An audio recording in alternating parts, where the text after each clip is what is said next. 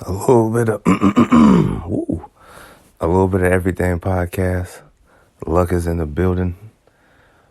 The name of this podcast is pretty appropriate. The Super Bowl hangover. Though I do not have a hangover. Hold on, let me hit this champagne real quick. Though I do not have a hangover, I have been high for about 72 hours straight, man. It was pretty it was a good weekend. Good weekend, man. A whole lot of chilling, man, just in the house. You feel me? That was a damn good game yesterday. We got out of Hurts and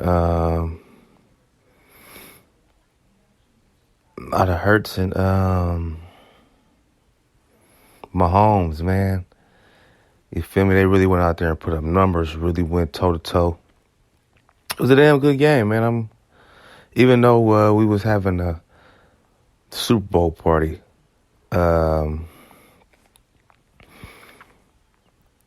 we still got to most of the second half is what I got to watch. When they was down 10 and they came back. And I knew once they got the lead, I'm like, oh yeah, this is a wrap. But yeah, that was a damn good Super Bowl, man. And that's all you really want, to be honest with you. I don't think I've seen enough of it to be like, oh, it was the greatest Super Bowl or nothing crazy like that. But you want action all the way down to damn near the last minute. You feel me? You want them to go back and forth. You feel me? But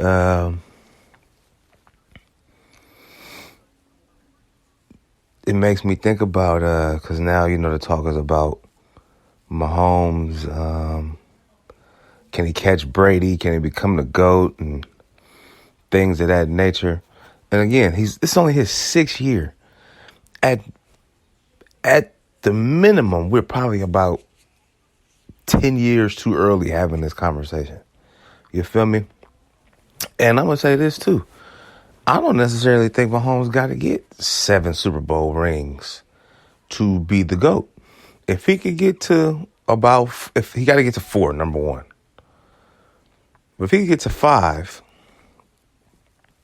and have only lost maybe, he already got 1 loss. So let's just say he got 5 rings and 7 appearances, 5 Super Bowl MVPs. I mean,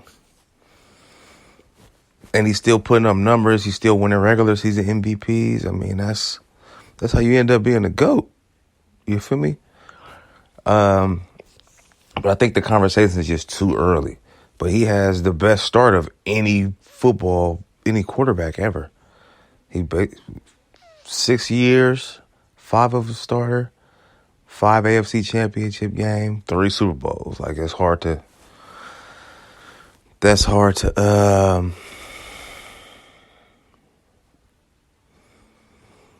going to be hard to debate if he keep it up. So we'll see though. But yeah, definitely enjoyed the game yesterday. And since we own it, Super Bowl parties. Okay. Now I have, in my adult years, I think I've hosted maybe including yesterday, maybe 4 or 5, maybe 4. I hate them. I hate hosting them. It's too much to do. It's too much to do. And I was trying to do stuff. I called myself trying to do stuff the day before. I did a lot of stuff the day before, which really helped. But still had to do hella stuff the day of. You feel me? I would much rather just be able to jump in the whip with somebody and just go to somebody's house and just drink and be merry and turn up and talk shit and go home. But yeah, we put it down yesterday, man. We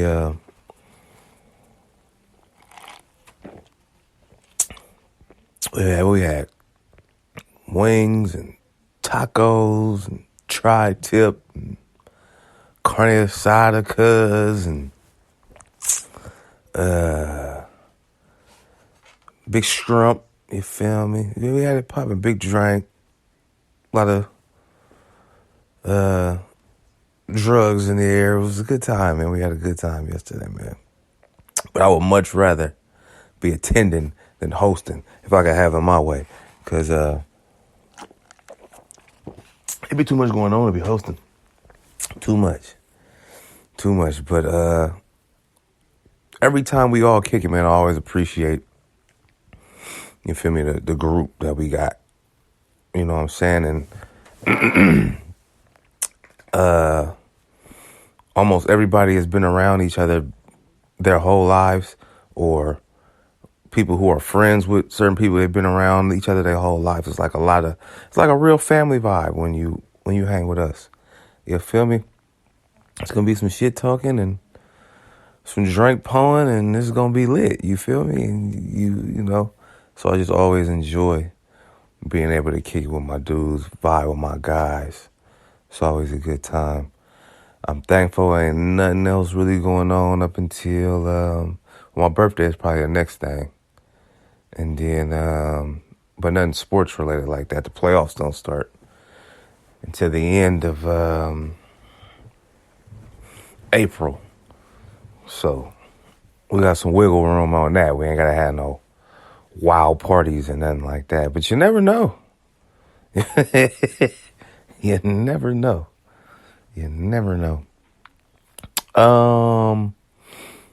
Let me see if I can pull this up one more time for y'all. I know y'all saw it was in the news. There we go.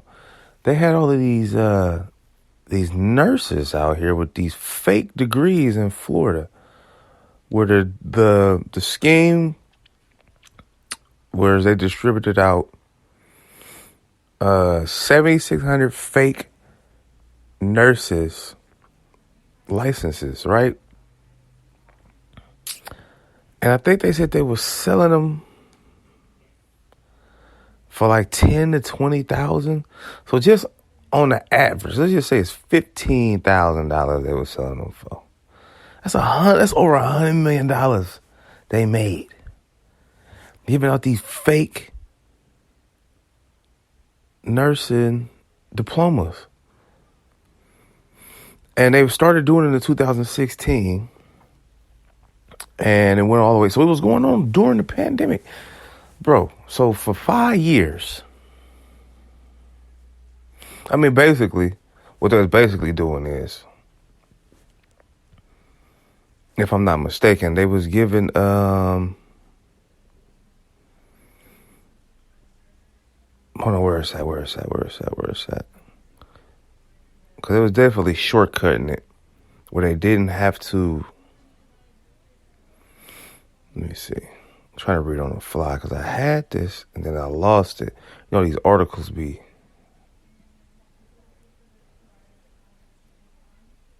getting taken down, then I put them back up when they update them. So it's not exactly the exact same one. In any event,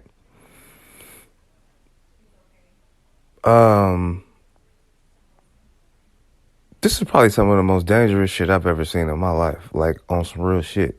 Because you're working with people's lives and you're not even actually licensed to do this. And they was doing this during the pandemic too.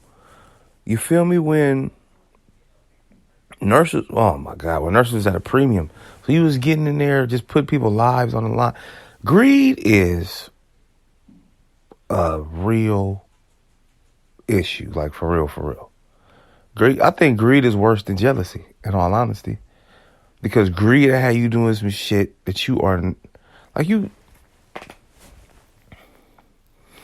greed, bro, money. Everything people do for money, they'll do anything for money. They'll put their family at risk. They'll put somebody else's family at risk. They'll put themselves in harm's way just to make some money. Greed is the most dangerous thing in the world, man. And greed doesn't it normally involves money, but it doesn't have to involve money. But you just, the act of only thinking of yourself and your personal gain is pretty much where greed comes from. You know what I'm saying? So for people to want to shortcut their way into becoming a nurse, but still keep people alive on the line. Like, oh man, that's fucked up. That's fucked up. But shit, they ran it up for 5-6 years. $100 million. I wonder how they got caught.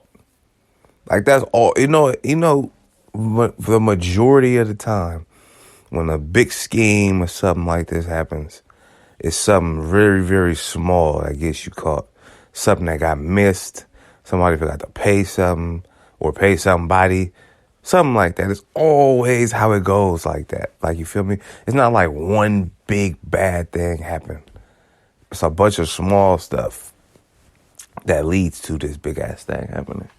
But yeah, that was really crazy when I read that.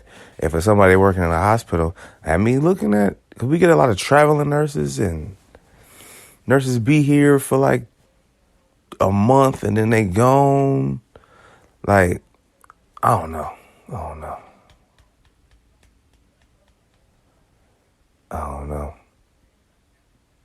But, yeah, that was crazy when I saw that. I was just like, first thing I thought of was just the greed. Like, it was just about the money on both ends. On both ends. You feel me?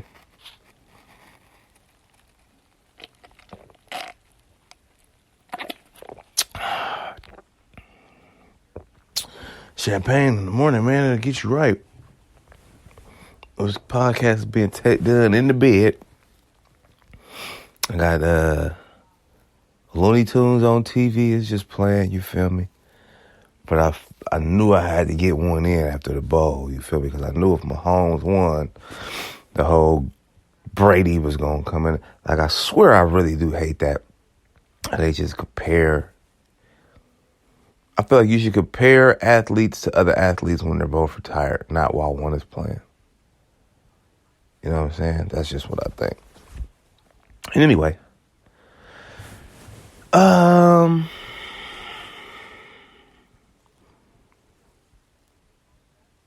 being vulnerable, not letting people get close. I take, a lot of my topics come from conversations I be having with people. Even when I've been, and a lot of the times when I'm talking about this stuff on here, like, I'm talking about my own flaws. I'm not really talking too much about other people. Sometimes I will, without, disclosing names and things of that nature. I'm a really good story. I could tell a good story without letting you know I'm talking about you, or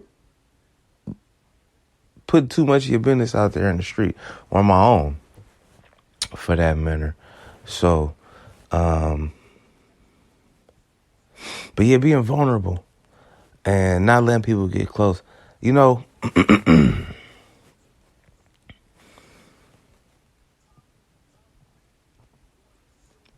My thing about being vulnerable and not letting people get close is it's a lot of fucked up ass people in this world with their own agendas and their own intentions. And, you see it happen, you've gone through it, and it's always been tough to let people in all the way. Like, I'll let you get close, I'll tell you a few things, but to make me feel like I have my guard down, like, it's probably only been maybe like one or two girls I've really ever let my guard down. I'm talking about in my life, not relationship, not girlfriend. In my life, like one or two, maybe three. Or just let the gloves off and I could just be extremely free and open. But it's difficult for me to get to that point because I always just feel like you just gotta watch people. You feel me? I don't let it like deter me from trying, but it's just a vulnerable. And I think I've gotten better at it as I've gotten older. Especially after the last relationship didn't work out. Like I had to. It was a point of sitting down and kind of looking at myself, and that was one of the things. Not letting people all the way in, keeping people at a distance. Even with the last girlfriend, there was certain things that I kept at a distance. But I would like to be like completely open, like I could just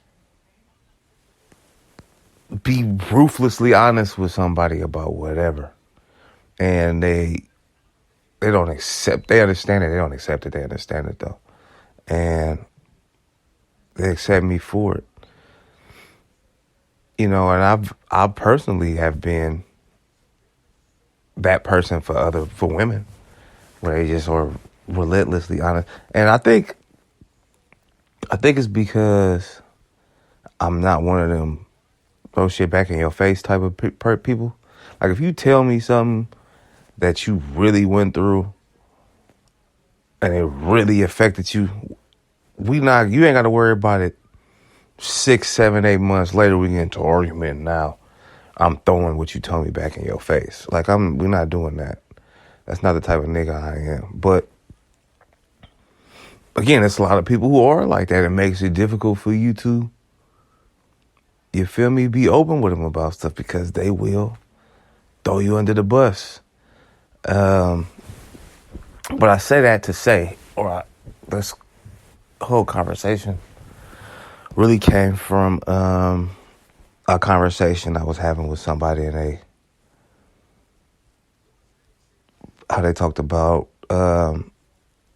self-sabotaging themselves in relationships with people. And I was like, have I ever done that? And I'm like, yeah, like I have. Like I was really good at talking myself. Oh, there's something wrong with her, or she did this, or she did that.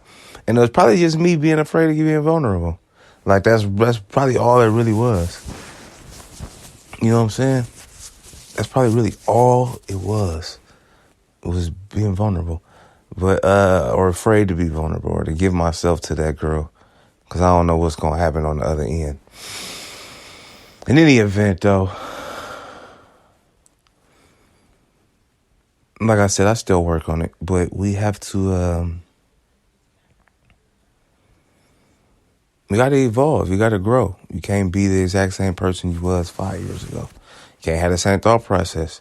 And, it's been tough wiggling and trying to figure out how to not be vulnerable. I mean, not be so standoffish and be more vulnerable and let people get closer.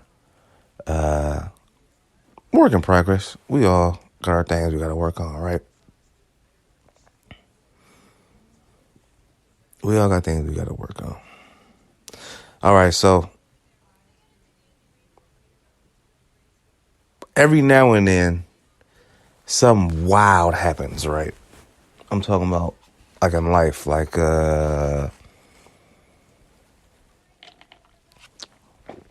them storming the Capitol a couple years ago, January 6th, right? Something crazy happens, or something crazy in sports happens, like Brian breaking the record last week. And then the question is always asked, what's an event that happened that social media would have been crazy over? You feel me? So I just wrote down a few, right? It's mostly sports related, but and I'm gonna keep these, and then I'm gonna double back on them later. so I could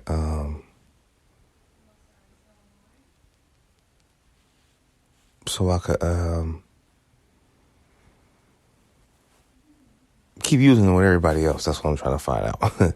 So Shaq and Kobe three-peat would have been as annoying sometimes as Laker fans could be. That three-peat would have went crazy on Twitter, crazy on social media, crazy on Facebook. All of them OG Laker fans from way back, ooh, they would have went crazy for the three-peat. It went up for the three-peat. Another one that went crazy, I think, was the Kobe rape case. That would have been bananas. You see how crazy it goes with stuff like that nowadays. So just imagine that back then. You feel me? That would have went up. Jordan winning his 6 rings would have went up. If that, I could just imagine, see how they do Bron. If Jordan was on, if Twitter or if social media existed when Jordan was in control for like a decade, I'd have paid to see that. The Vince Carter dunk contest in 2001. Now that was in the that year.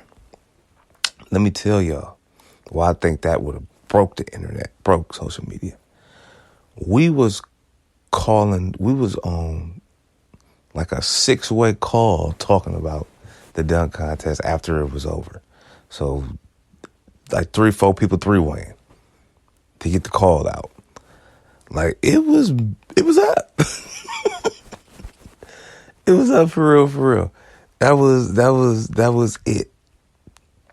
That was it. That was a big one. That was a really, really big one to us. So I just know that one went crazy. Vince Carter had it lit for that, boy. Big lit. Of course, OJ, anything involving OJ would have went crazy on social media.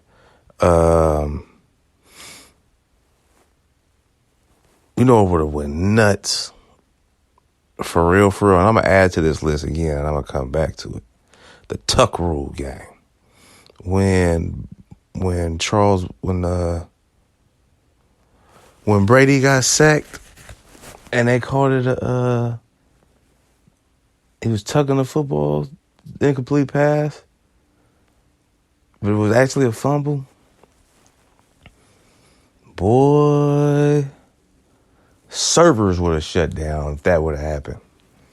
You hear me? Servers. I'm pretty sure the world would have stopped for 9/11, but everybody would have still been on their phone talking about it. Like, you feel me? Like, man. But that also made me think about this, though, too. Being a part of something that's just starting, right? So I was talking about this over the weekend. I was saying, imagine being like 16. Or yeah, imagine like Franklin Saint Snowfall was getting ready to come back. 17, 18 when crack first hit. Or maybe a little bit earlier in the 80s, 17, 18 when cocaine first really started popping. Like, to see it take over and see how much damage it did, but how much fun it also brought would have been crazy to experience. And I was thinking to myself, I was born in 83, so I was too young for the 80s. And I was I didn't turn 18 until 2001. So I saw a lot in the 90s, but I wasn't a part of nothing like that. And then I thought about it. the hyphy movement. I was around when that first hit, when that first touched land. And that shit was crazy. It was hella fun, hella lit, hella partying. It was wild. Like, this is really going on in here right now. This is turned up. It's going crazy. Sideshow. It's lit. It's up.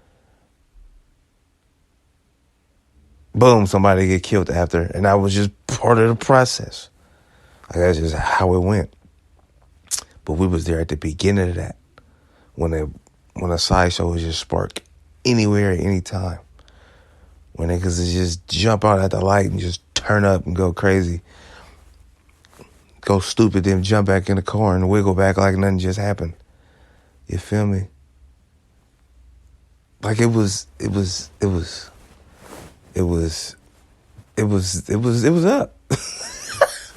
Like it was lit for real. Like that's something that we saw. I saw the beginning and the end of, pretty much. You feel me? Yeah. That was yeah.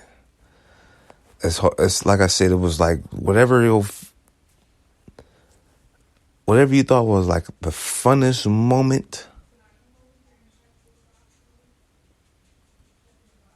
That was it. That was the hyphy movement. The funnest moment at that party, that house party in the car with your friends, whatever it was. Just hella fun in the bottle. You know what I'm saying? The hyphy movement. But it was cool to be a part of that, man. The beginning of that. And then seeing it end, it was just like, damn. You know, but it was unsustainable. It was too volatile. Too much energy in one place, for real. And led to a lot of other stuff. But good times, man. Good times. A little bit of everything podcast, man. Appreciate y'all thugging it out with me today on a Super Bowl Hangover Monday. I'll let y'all on the flip side. Peace.